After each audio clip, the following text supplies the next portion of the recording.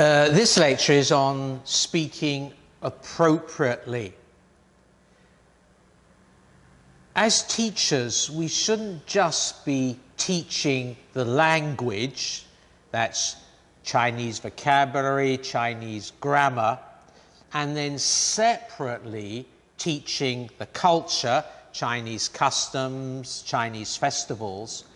But we need to teach our students how to speak in a culturally appropriate way so that they become well-mannered foreigners to their Chinese friends.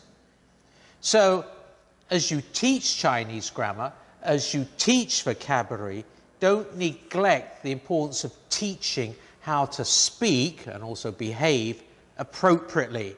For instance, using appropriate titles in Chinese, because Chinese people will warm towards the well-mannered foreigner. I remember when I first arrived in Taiwan, I went to the local church.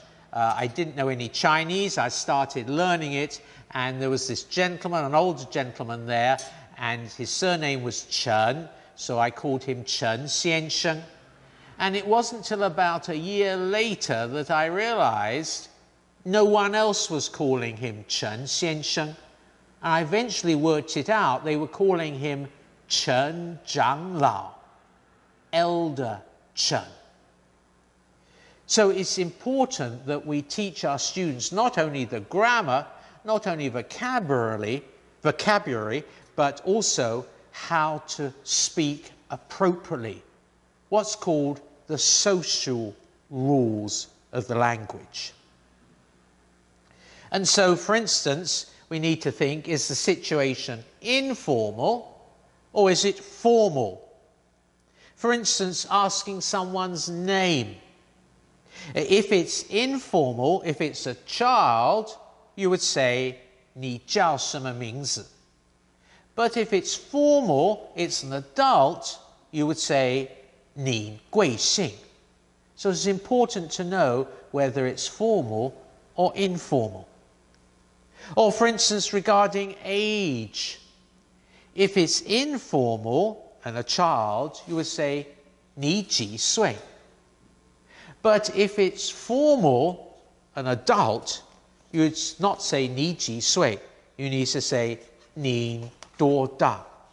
So it's important to recognize whether it's informal or formal and how to speak appropriately so we are seen as well-mannered. And not only do we need to think, is it informal or formal, but age will make a difference, who speaks and who listens in silence, status, how low should I bow, also do I shake hands with the person, or do I wait for them to shake hands with me?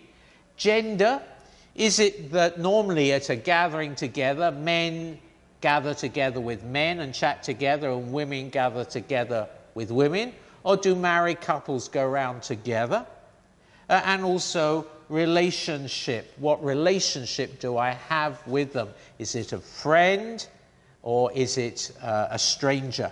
And so these will make a difference to what language will be appropriate to use on each occasion. So it's important that we help our students realize this. So let's just take a few situations. For instance, greetings. During the day, 你好. Probably before 9 o'clock, 你早 or 早上好 or whatever you use in that area where you're living. But if it's closer to a meal, 你吃饱了没?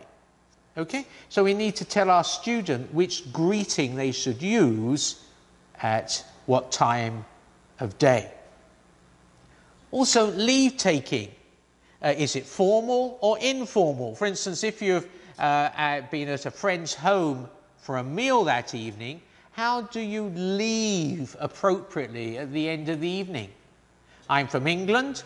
Amongst older people in England, before we're going to leave, maybe 20 minutes before we're going to leave, we first send a hint oh, I ought to be getting home soon.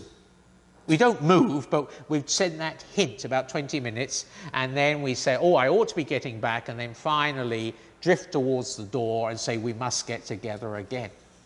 Where I remember when some Chinese students came to our home shortly after we'd moved to China, suddenly one of them said, oh, 我走了, I'm going now.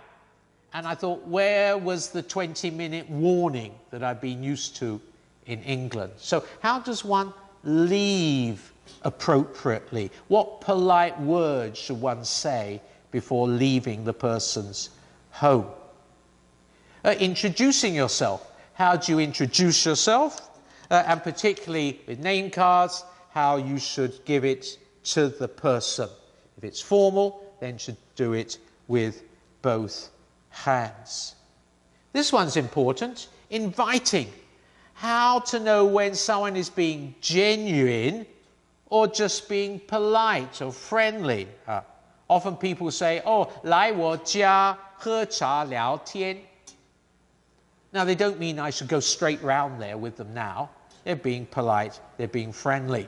But how to know when they really want you to go to their home or when they're just simply being friendly to you, the foreigner. That's important. Keeping appointments. How and when. If you arrive 5 minutes late, do you need to give an apology? And if you do, what sort of apology?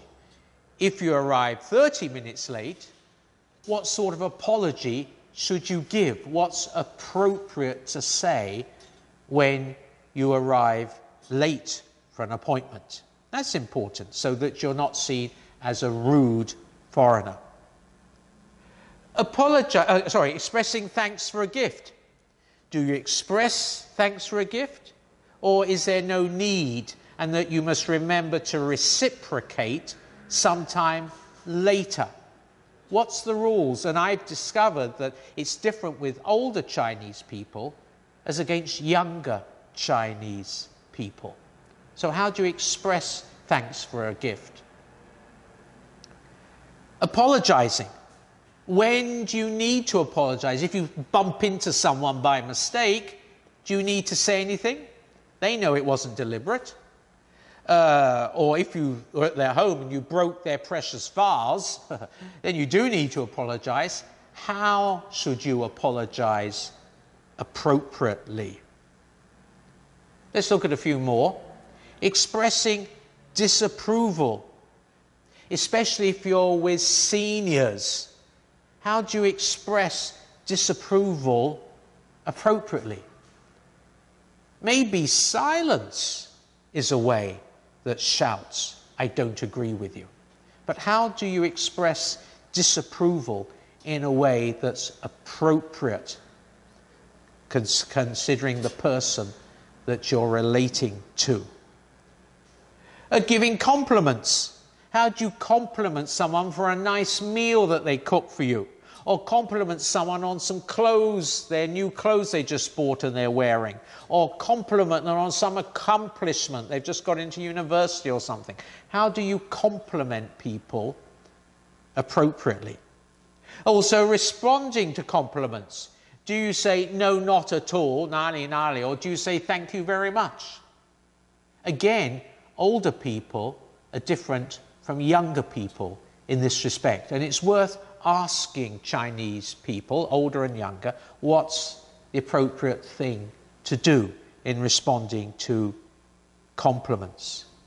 Another thing is giving opinions and advice, especially if it's a more formal situation and there's senior people around. Do you give advice or do you just keep quiet? Or do you do it after the meeting with someone who you have a good relationship with and allow them to share it with the others? How do you give your opinions and advice appropriately so you're not seen as a pushy, rude foreigner? Complaining.